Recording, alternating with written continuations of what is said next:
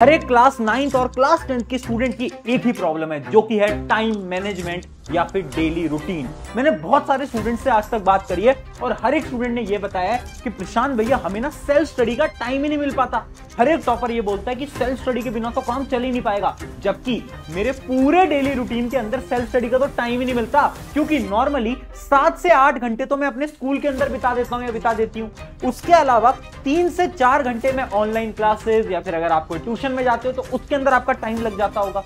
उसके बाद जो 7 से 8 घंटे उसके अंदर आपको नींद भी तो लेनी है, सोना भी तो जरूरी है, और उसके बाद बाकी बचे 2 घंटे आपके चले जाते हैं homework, note making, project work, इन सब के अंदर। और जो बाकी बचे 2 घंटे वो आपकी डेली अदर एक्टिविटीज, जैसे कि तुम्हें नहाना भी है, खाना भी खाना है, ये सब।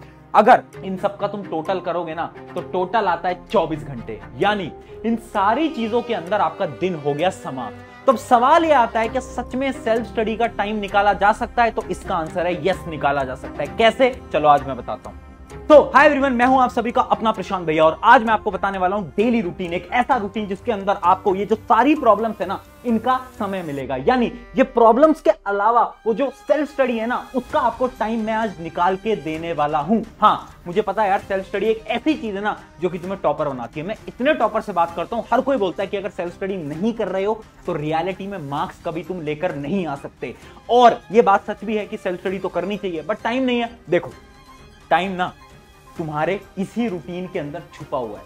टाइम एक ऐसी चीज है ना जो कि तुम्हें ढूंढनी पड़ेगी। कैसे ढूंढनी पड़ेगी, मैं आपको कहानी की मदद से समझाता हूं। इमेजिन करो, आपकी मम्मी एक ऐसी सब्जी बनाती है जो आपको बिल्कुल पसंद नहीं है ना, और आपके सामने लाकर रख देती हैं। अब क्या करोगे? मम्मी मुझे ये नहीं खानी है सब्जी, बिल्कुल मुझे पसंद नहीं है, आप कोई और सब्जी बना दो। अब इमेजिन करो, आपकी मम्मी मना कर देती है कोई और सब्जी बनाने से, और आप कोई चीज बाहर से ऑर्डर करा के खा भी नहीं सकते। आपके घर में कुछ भी नहीं है खाने को।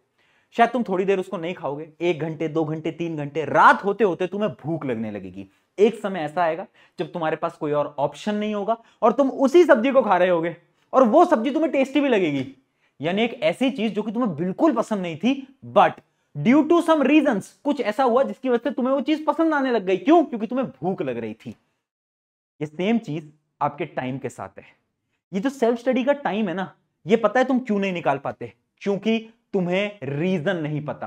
तुम्हें यह नहीं पता कि तुम्हें पढ़ाई क्यों करनी है, तुम्हें मार्क्स क्यों लाने। जिस दिन तुम्हें अपना रीजन क्लियर हो गया ना, तो ये जो प्रॉब्लम है ना कि टाइम नहीं हो रहा, टाइम मैनेज नहीं हो रहा, समझ नहीं आ रहा, ये सारी रीजन खत्म हो जाएंगे और खुद ब खुद तुम्हें पता चल जाएगा कि हाँ यार, अब मुझे मेहनत करनी पड़ेगी क्योंकि मुझे इस चीज के लिए मेहनत करनी है। तो सबसे पहला जो पॉइंट है वो याद रखना, जो कि है माइंडसेट।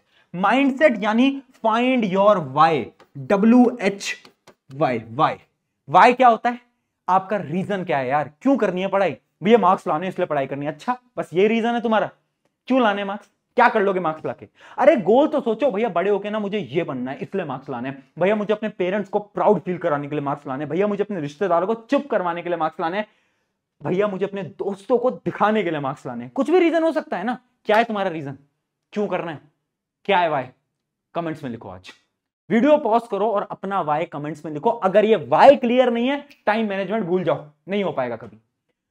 अगर रीजन नहीं होगा कैसे कर लोगे यार टाइम मैनेज? टाइम मैनेज करना उतना सिंपल तो है नहीं। तो सबसे पहला अपना वाई क्लियर करो। अब बात आते हैं डायरेक्टली कि भैया इतना सारा टाइम मिल ही नहीं पाता, बहुत सारी प्रॉब्लम है, एक एक करके हर एक प्रॉब्लम का सोल्यूशन निकालता हूं। सबसे पहली प्रॉब्लम है आपकी स्कूल। यहां पर एक लाइन लिखी है, school equals to time waste. हर एक स्टूडेंट जानता है आज के समय पर आपके स्कूल में क्या हो रहा है। मैं 90% इंडियन स्कूल्स की बात कर रहा हूं। आप स्कूल में जाके क्या करते हो? पढ़ाई तो तुम नहीं करते हो, तुम्हें भी पता है बात। तुम 80% टाइम इधर उधर की बातें कर रहे होते हो, तुम अपने दोस्तों से बात कर रहे हो, तो तुम्हारा जो कंसंट्रेशन है वो ऑलमोस्ट 0% होता है। फिर तुम पढ़ाई कहां करते हो? ट्यूशन, ऑनलाइन क्लासेस में जाते हो, वहां पर तुम पढ़ाई करते हो। यही करते हो ना। यानी स्कूल के अंदर तुम अपना बहुत सारा समय खराब कर रहे हो, वेस्ट कर रहे हो। करते हो नहीं करते हो? बिल्कुल करता है, हर एक स्टूडेंट करता है। सोल्यूशन क्या है? सोल्यूशन ये है, अब हमें डबल गेम खेलना पड़ेगा। कैसे? तुम किसी कोचिंग या ट्यूशन के अंदर तो जाते होगे। इमेजिन करो ट्यूशन या कोचिंग के अंदर ना चैप्टर 1 करा दिया गया है। कौन सा? चैप्टर 1 जो है किसी भी सब्जेक्ट का चैप्टर 1 करा दिया गया है। ठीक है, तुमने ट्यूशन या कोचिंग में एकदम ध्यान से समझा, तुमने पूरी पढ़ाई कर ली। अब जब तुम्हारे स्कूल के अंदर तुम्हें वही चैप्टर पढ़ाया जा रहा है ना, तो अब तुम्हें क्या करना है? तुम्हें बस चीजों को सुनना है। जो तुम्हारे टीचर पढ़ा रहे हैं ना, तुम्हें बस वो सारी चीजें सुनना है। अब तुम्हें ज्यादा कंसंट्रेशन नहीं लगाना पड़ेगा। स्कूल में प्रॉब्लम ही तो ये आती है कि समझ नहीं आ पाता। क्यों नहीं समझ आ पाता? क्योंकि आप दोस्तों से बात कर रहे होते हो। अब क्योंकि ये चैप्टर तुमने ऑलरेडी पढ़ रखा था, अब जब ये चैप्टर तुम्हारे स्कूल में होगा तो तुम्हें ऑलरेडी आता है। अब जो चीज हमें ऑलरेडी आती है ना, उसको हम बहुत आसानी से पढ़ सकते हैं। तो इससे क्या होगा, आपका स्कूल का टाइम भी वेस्ट नहीं होगा और आपका चैप्टर भी स्ट्रांग हो जाएगा, यानी आपका रिवीजन हो जाएगा। तो वो जो बहुत सारा समय आप रिवीजन में देते हो, एक चैप्टर को 2 या 3 बार पढ़ते हो, पढ़ने की जरूरत ही नहीं है। एक बार ट्यूशन या ऑनलाइन क्लास में पढ़ा, दूसरी बार स्कूल में पढ़ा, हो गया रिवीजन, खत्म बात। आई समझ में? और देखो स्कूल के टाइम को ना यूटिलाइज करना स्टार्ट करो। मैं क्या करता था अपने टाइम पे, मैं रियलिटी बताऊंगा। मैं ना क्वेश्चन प्रैक्टिस करता था। तो जैसे कोई भी मेरी क्वेश्चन बैंक होती थी, बुक वगैरह नहीं होती थी क्वेश्चन बैंक की, वो मैं स्कूल में लेके जाता था। और जैसे ही कोई फ्री पीरियड मिलता था, कोई ऐसा पीरियड जिसमें कुछ भी नहीं हो रहा है क्लास के अंदर, तो दोस्तों से हंसी मजाक करने से अच्छा है उस समय पर थोड़ी देर क्वेश्चन सॉल्व कर लिया।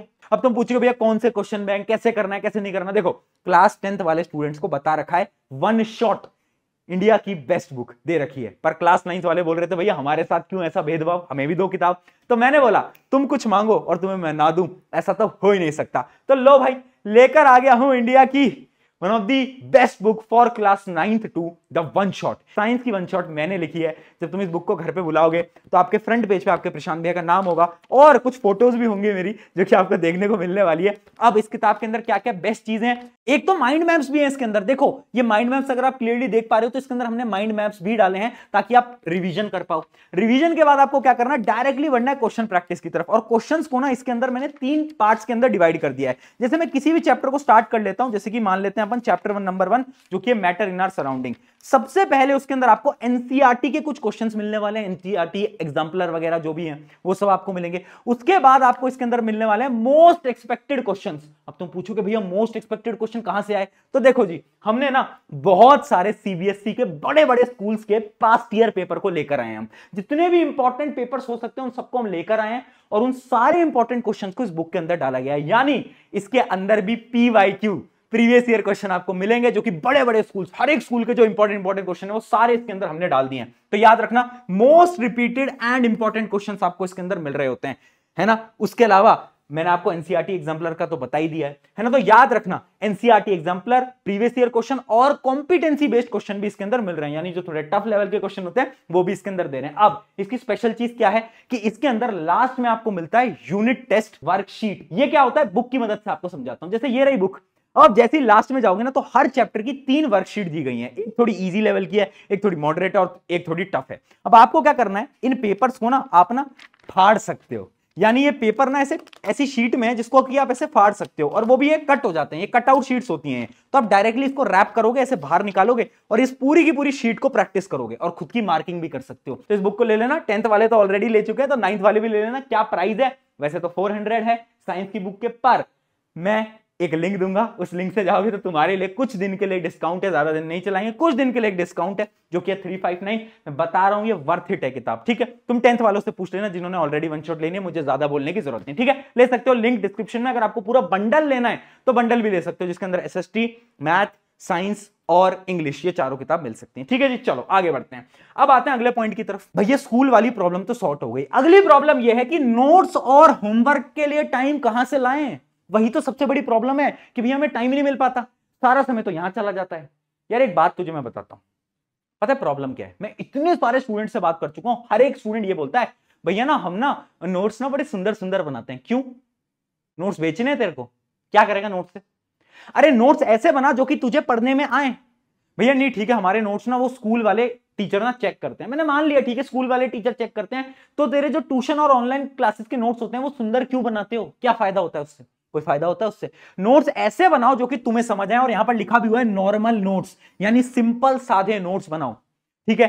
4 पेन नहीं लगाने हैं, कोई सेंस नहीं बनता। हाँ तुम्हारे पास टाइम है तो लगाओ, पर मुझे पता है तुम्हारे पास टाइम नहीं है, तो टाइम वेस्ट नहीं करने। नोट्स सिर्फ खुद के पढ़ने के लिए बनाए जाते हैं, किसी और के लिए नहीं, पहली चीज। अगली चीज पता है सबसे बड़ी प्रॉब्लम क्या है कि जो होमवर्क नोट्स है ना, इसमें हम टाइम ना बहुत ज्यादा बर्बाद करते हैं। तो टाइम कैसे बर्बाद करने से बचा सकते हो, पहला तरीका है नोट्स होमवर्क स्कूल में निपटा लो, जितना निपटा सकते हो। अगर नहीं कर सकते तो अगली चीज समझो, प्रोक्रास्टिनेट करना बंद करो, यानी टालना बंद करो। प्रॉब्लम क्या है ना, नोट्स और होमवर्क आते हैं, हम सोचते हैं नहीं नहीं अभी नहीं करेंगे, इसको ना शाम को करेंगे, नहीं नहीं शाम को नहीं रात को करेंगे। इससे क्या होता है, हमारा जो स्टडी का टाइम होता है वो भी खराब होता है। तो पहली चीज टालो मत, या तो तुम स्कूल से आते ही कर लो, या तो तुम जस्ट जैसे ही स्कूल से आए हो ना तभी कर लो, या तो दूसरा तरीका क्या है, रात को सोने से 1 घंटे पहले 1 आवर बिफोर स्लीप तब कर लो। पता है क्यों, क्योंकि 1 आवर बिफोर स्लीप ना तुम ज्यादा पढ़ नहीं पाते, क्योंकि तुम्हारी जो मेमोरी कैपेसिटी है ना वो ज्यादा नहीं होती, ठीक है। तो उस समय पर तुम थक जाते हो और तुम्हें चीजें याद नहीं हो रही होती। तो उससे अच्छा है नोट्स या होमवर्क कर लो, उसमें तो दिमाग भी नहीं लगाना है ना। ये प्रॉब्लम भी सॉल्व हो गई। अगली चीज की तरफ बढ़ते हैं। अगला पॉइंट है सेल्फ स्टडी हैक। भैया अब ये बताओ, सेल्फ स्टडी करनी तो है, आपने बता दिया ठीक है ऐसे ऐसे करके मैं टाइम भी निकाल लूंगा, अब ये बताओ करनी कैसे है। तो सबसे पहली चीज समझो यार, आप अपने प्रोडक्टिव आवर को ढूंढो। आपको ये पता होना चाहिए आप दिन में 1 से 2 घंटे कब हाईली प्रोडक्टिव होते हो, यानी आपका दिमाग बहुत हाई कंसंट्रेशन से चल रहा होता है।